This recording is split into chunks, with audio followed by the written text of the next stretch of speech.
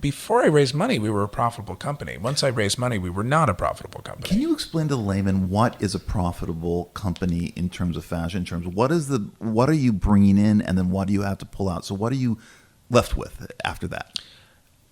In terms of profits? Yeah, in terms of profits. Listen, it's straight, it's your margin, right? It's straight up. So if you're a wholesale business, you sell this button-up shirt to Barney's for $100. They sell it to the customer for $260. That's their markup.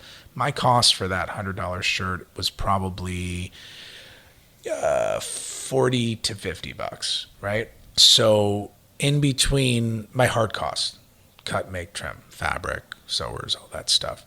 In between that, let's say that $50 of profit, that's not all, there's operating costs that you have to take out of that, right? So marketing, staff, travel, shipping, all that crap.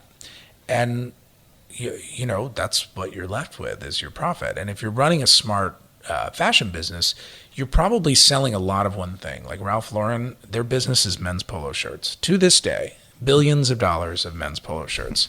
They make so much money off of that item because they produce so many of those, and it's a perennial thing. It's always in the same fabric, that it's gravy for them, right? It's like, it costs nothing to make. It's all profit. Everything else is set dressing. So with BAM, we had our button-up shirts, but the margin wasn't big enough, and the set dressing got really expensive. And then, you know, so what you want to do as a business is you want to scale. That's the big hump to get over.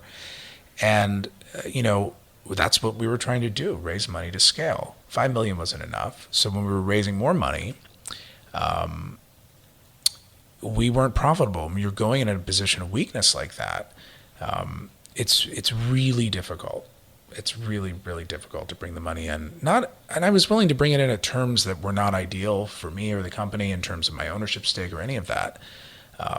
But I did want some competent people, not just $10 million, but some really competent people to come in and help vet people, help vet CEOs or whoever it was. And I wasn't finding that. I spent 8 months trying to find that $10 million, and then I thought I found it with my hands tied behind my back with really shitty terms.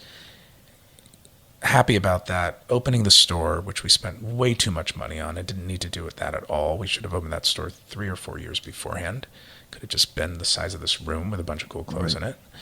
I had this like high concept idea of what a fucking retail store ought to be. And, you know, I got a phone call, like as I'm like, you know, shooing the contractors away to get ready for my chic little store party, and they passed. And like, you know, at that point, it was September, it was during Fashion Week.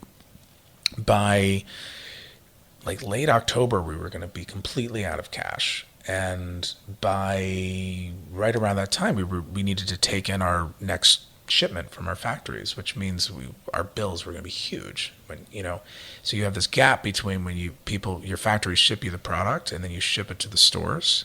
And it works really well in wholesale where you have enough, the gap kind of can work for you where the stores will pay you before you have to pay your factories. But we have been so late with the factories because we were so behind on our finances that nobody was going to ship us this product. It was a real fucking nightmare.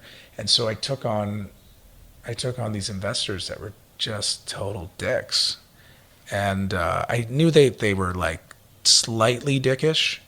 And then when they started really getting into the company, they revealed their full frontal dickishness. And and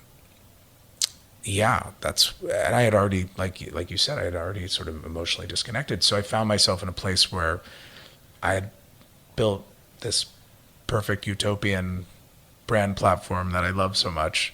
And I had to leave it because there was no other way.